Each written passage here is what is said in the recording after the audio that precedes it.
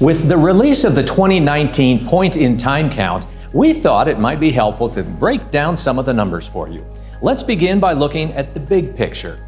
In 2017, there were 4,177 people who were counted as being in shelter, in transitional housing, or living without shelter.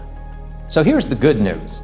In 2019, even as high housing prices keep pushing people from their homes, that number actually went down by almost 4% to 4,015. So what's behind the 4% drop? Well, with investments made through the Joint Office of Homeless Services, we have seen some improvement in a couple of major areas. After investments that evolved transitional beds into permanent housing with support services, more than 200 people who might have been counted homeless this year had housing instead.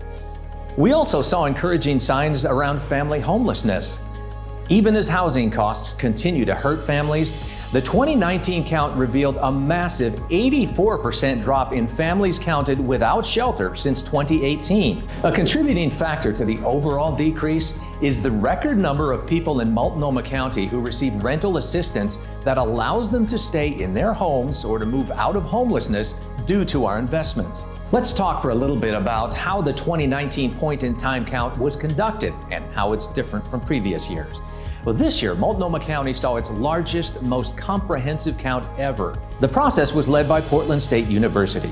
They worked with a record number of professional outreach workers and volunteers. They also worked with culturally specific outreach workers. In short, the methods used in the point-in-time count are improving, which means we're counting more people, which also means that some numbers have increased in 2019. Now, if we look at the number of people who are living without shelter, we see an increase. In 2019, 2,037 people were counted as living without shelter.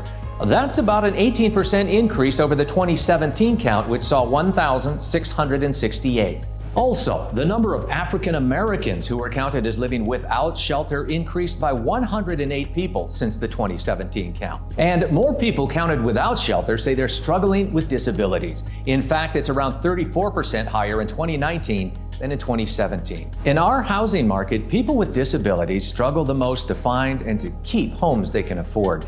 This brings us to the chronic homeless population, defined as anyone who has a disabling condition and has been homeless for more than a year. The 2019 count showed a significant increase, around 37%.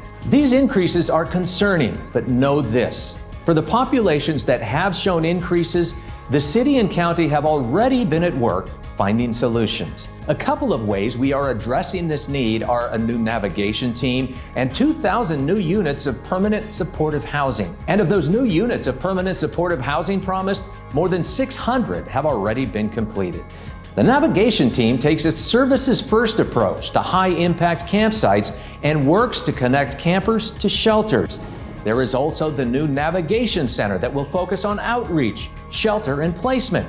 3 areas that the mayor has been investing in since he took office. As you can see, we have made some progress, but there is still a lot of work to be done. We hope that this is helpful in understanding just some of the information that is gathered during the point-in-time count.